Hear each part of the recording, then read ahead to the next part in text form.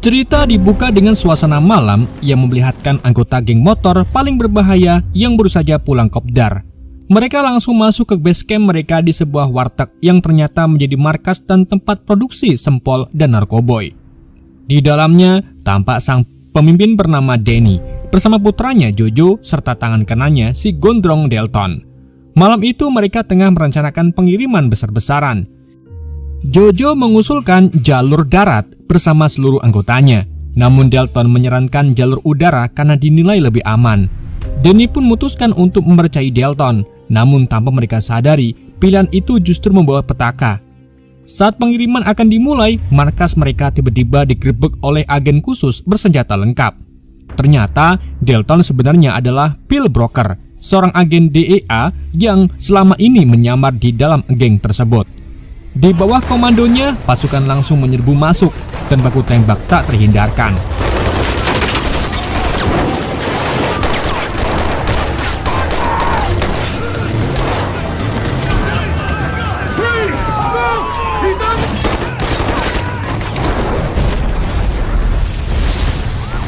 Danny bersama putranya Jojo berusaha kabur menggunakan mobil, sedangkan Broker mengejar dengan motor.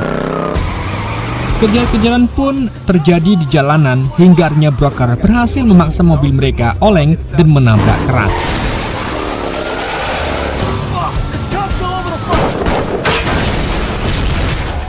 Danny tertangkap tanpa perlawanan, tetapi Jojo justru nekat melakukan perlawanan bersenjata.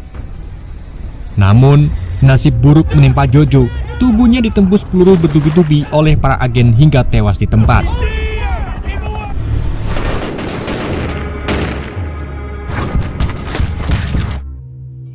Melihat putranya mati di depan mata, Danny berteriak histeris dan bersumpah akan membalas dendam pada Broker suatu hari nanti. Broker yang mendengar sumpah itu hanya terdiam.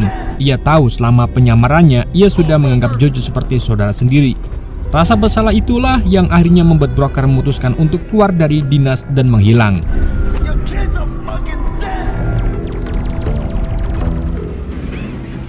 2 tahun kemudian, Sin menampilkan seorang gadis kecil bernama Maddie, putri tunggal Bill Broker yang sedang bermain di taman sekolahnya.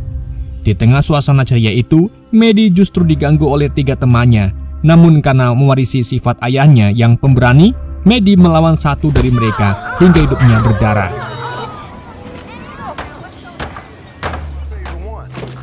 Sementara itu di rumah, Broker yang kini botak tampak sibuk memperbaiki tangga bersama temannya, Tedo.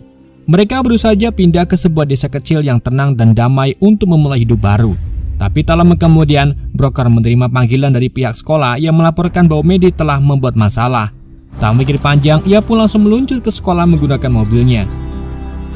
Setibanya di sana, Broker melihat orang tua dari anak yang dipukul Maddie tampak marah besar.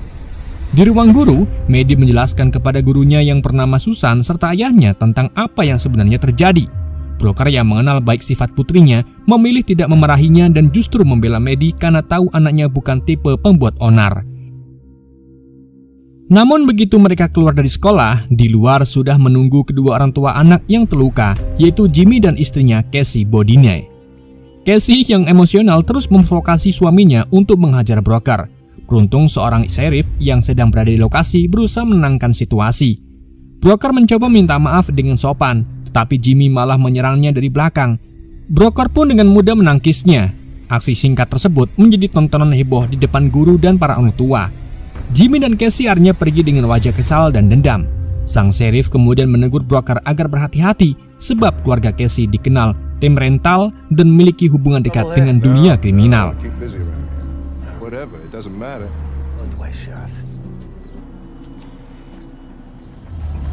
Tak lama setelah itu, adegan berpindah ke sebuah tempat sunyi di pinggiran kota.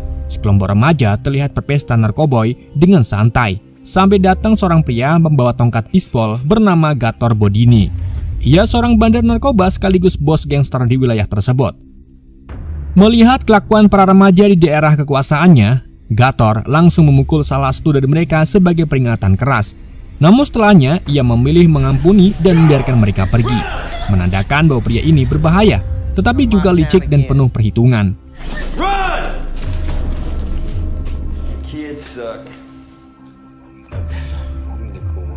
Sesampainya di rumah, Gator didatangi oleh seorang perempuan yang ternyata adalah adiknya sendiri, Casey. Casey datang dengan amarah yang masih membara karena suami dan anaknya dipermalukan oleh broker. Dalam keadaan setengah sakau, ia memohon kepada Gator agar membantu membalaskan dendamnya. Mendengar hal itu, Gator pun akan berjanji membantunya.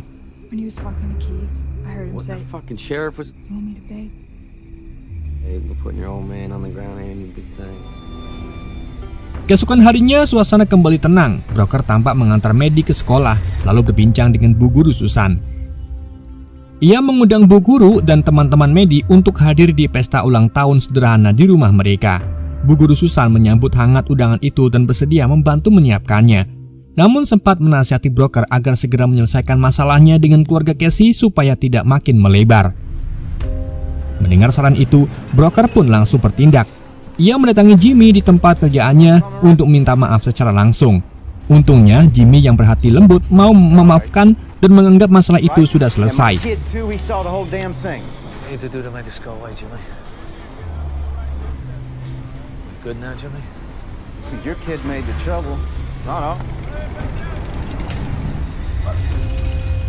Dalam perjalanan pulang, broker sempat mampir di SPBU Shell untuk mengisi bensin.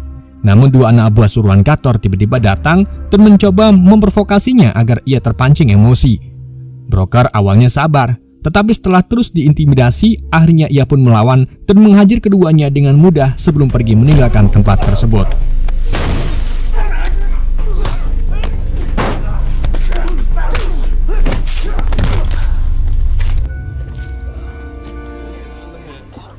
Sementara itu di tempat berbeda, Gator yang sedang meracik narkoboy di gudangnya menerima kabar dari anak buahnya bahwa misi mereka gagal total. Mendengar broker disebut kuat dan tidak mudah dikalahkan, Gator menjadi murka dan bertekad turun tangan sendiri untuk memberikan pelajaran. Fucking kid goes to my nephew's school. I don't fucking know. Fuck. Sementara itu, broker dan Maddie yang sedang dalam perjalanan pulang, tiba-tiba mobil mereka diberhentikan oleh sheriff yang memberi peringatan agar broker lebih waspada, sebab Gator bukan orang sembarangan.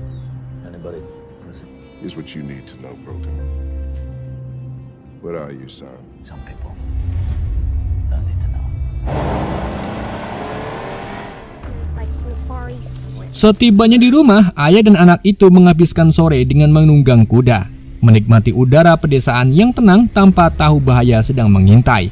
Dari kejauhan, Gator diam-diam memperhatikan mereka. Saat broker dan Maddie berkuda lebih jauh, ia mulai beraksi menusuk ban mobil broker, lalu menyelinap masuk ke rumahnya. Di dalam, ia mencuri boneka kesayangan Maddie serta berkas penting yang mengungkapkan identitas asli broker. Ketika malam makin larut, Maddie menghampiri ayahnya yang sedang bekerja di halaman rumah sambil menangis karena bonekanya hilang. Broker berusaha menenangkannya dan berjanji akan menemukan boneka itu.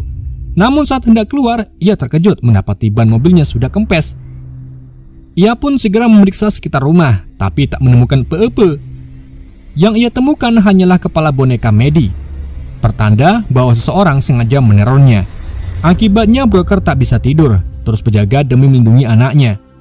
Sementara di sisi lain, Gator tengah memeriksa berkas hasil curiannya. Dari situ ia akhirnya tahu siapa sebenarnya broker. Ia kaget setelah tahu bahwa broker adalah mantan agen khusus DEA yang dulu menggagalkan operasi besar milik Danny T, bos gangster tempat Gator dulu bekerja sama. Lebih parahnya lagi, Gator juga mengetahui bahwa broker adalah yang menyebabkan Jojo, putra Danny, tewas dalam penggerebekan 2 tahun yang lalu. Mengetahui hal itu, Gator pun segera menghubungi kekasihnya, Shirley, dan mengajaknya bertemu di rumah persembunyiannya.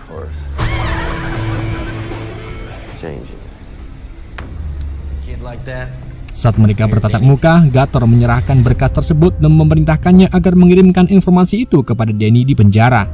Dengan begitu, dendam lama yang sempat terkubur akhirnya akan hidup kembali. Gator tahu kalau Danny masih menyimpan dendam mendalam kepada broker karena kematian anaknya. Ia mulai menyusun siasat licik. Ia yakin kalau membantu Danny dalam membalaskan dendamnya, Danny berterima kasih dan membuka jalan kerjasama besar dalam bisnis narkobanya.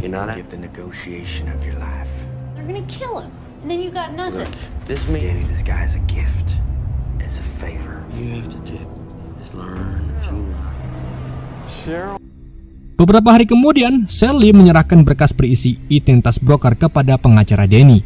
Tanpa pikir panjang, berkas itu pun langsung dibawa ke penjara dan diberikan kepada Danny. Melihat wajah broker di foto-foto itu, amarah Danny pun langsung membara. Ia pun memintakan pengacaranya untuk melakukan apapun demi membunuh broker.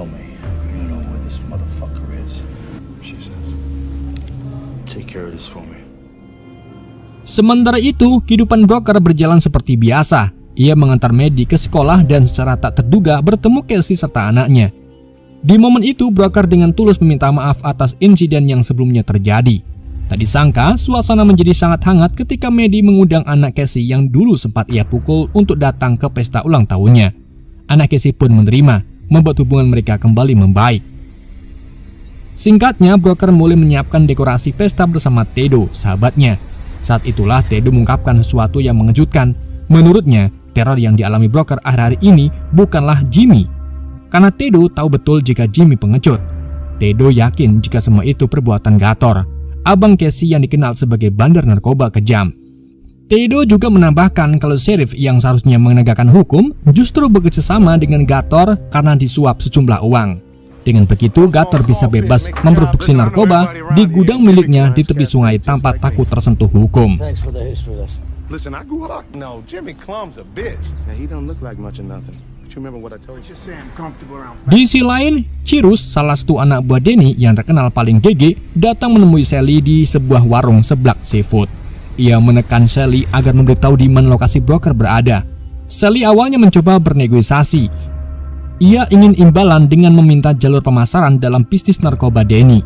Namun Cyrus tak mau berlama-lama. Ia mengancam akan menghabisinya jika tidak segera bicara. Karena ketakutan, Sally pun akhirnya buka mulut dan memberitahu tempat tinggal broker.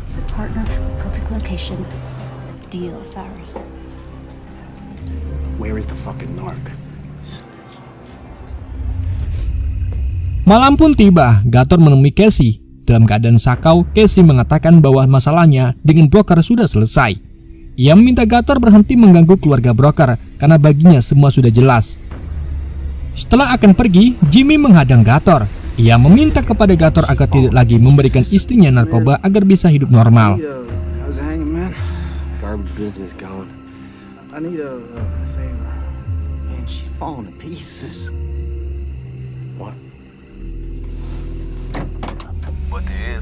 Sementara itu di tempat lain, broker menelpon teman lamanya di IDEA untuk mencari data kriminal Gator.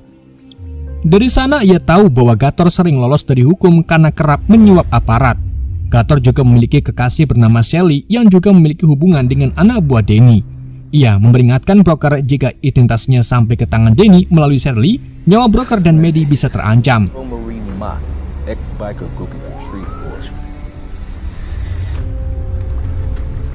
Keesokan paginya, broker mencari Gator di restoran sesuai petunjuk Tedo. Dan kebetulan bertemu Tedo yang sedang sarapan di sana. Di sudut ruangan, ia melihat Gator sedang duduk santai bersama Sally. Broker pun menghampirinya dengan wajah dingin. Ia memperingatkan Gator agar berhenti mengusik keluarganya atau siap menanggung akibatnya. Usai peringatan itu, broker langsung menuju tempat persembunyian Gator di pinggir sungai. Di sana, ia menemukan kucing anaknya dan gudang besar berisi ratusan kilogram narkoboy siap edar. Broker segera menyusun rencana untuk menghancurkannya. Ia memasang jebakan dengan melapisi seluruh lampu ruangan menggunakan bahan bakar. Agar saat lampu dinyalakan, gudang itu akan terbakar habis. Namun sebelum sempat keluar, broker tiba-tiba diserang dari belakang oleh salah satu anak buah Gator hingga pingsan. Ketika tersadar, broker sudah terikat di kursi dan dikelilingi para anak buah Gator yang menyiksanya tanpa ampun.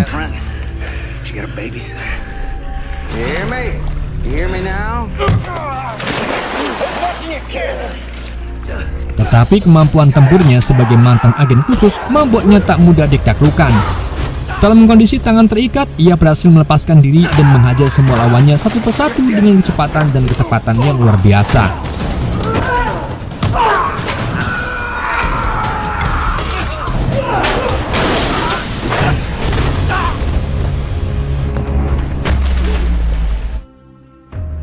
Dan akhirnya broker pun bisa pulang membawa kucing anaknya dan mengobati lukanya.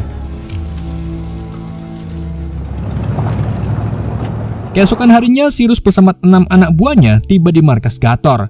Mereka bermaksud mengajak Gator untuk menghabisi broker, namun Gator menolak karena ia tidak mau terlibat. Sialnya, Shirley justru dipaksa ikut oleh Cyrus dan dijadikan sebagai petunjuk jalan menuju rumah broker. Sementara itu, broker yang sudah merasa ada firasat buruk meminta Tedo untuk memindahkan kudanya ke tempat lain. Sayangnya tak lama anak buah Cyrus tiba di sekitar rumah broker melalui jalur sungai dengan kapal. Tedo yang berjaga di kandang kuda pun langsung siaga. Tak lama salah satu anak buah Cyrus datang. Dengan sigap Tedo pun berhasil melawan dan membunuhnya walaupun harus luka parah.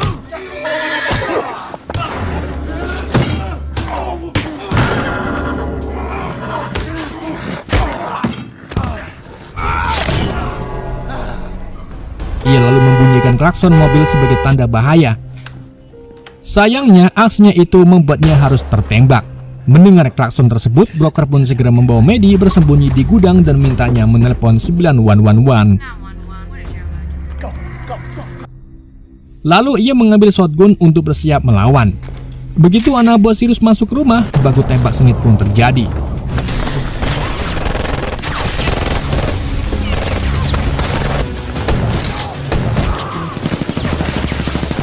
Suara tembakan yang menghasilkan membuat Maddie menjerit hingga salah satu anak buah Cyrus menemukannya. Maddie pun langsung berlari menuju hutan dan dikejar dari belakang. Sementara broker diserang langsung oleh Cyrus. Pertarungan brutal pun tak terhindarkan. Dan setelah duel panjang, broker akhirnya berhasil mengalahkan Cyrus.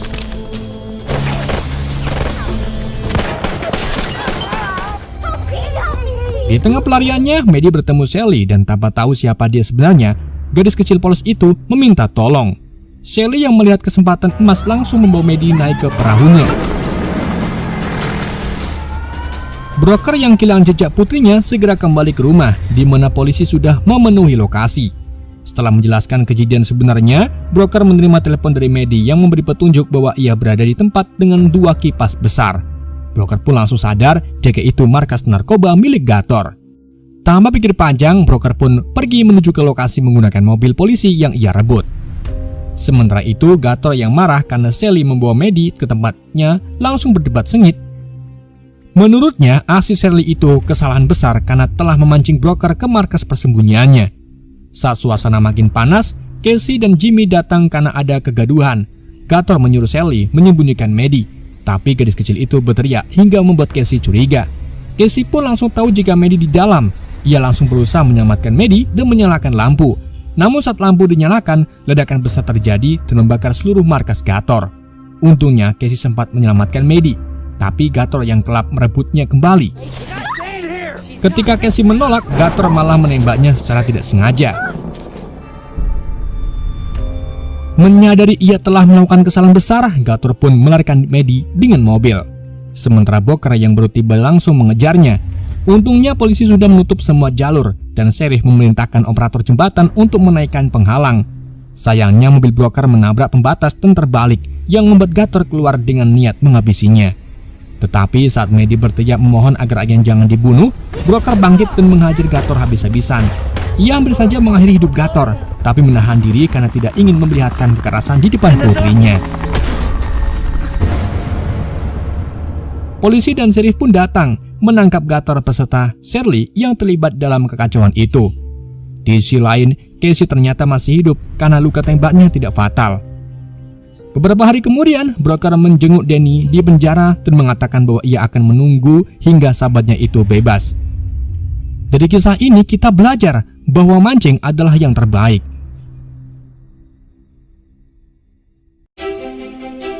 Oke guys, itulah alur cerita film Homefront. Semoga kalian terhibur dengan alur cerita yang saya bawakan. Mohon maaf jika ada kesalahan dalam penyampaiannya ataupun penyebutan nama. Sekian dari Yende, sampai jumpa di video berikutnya.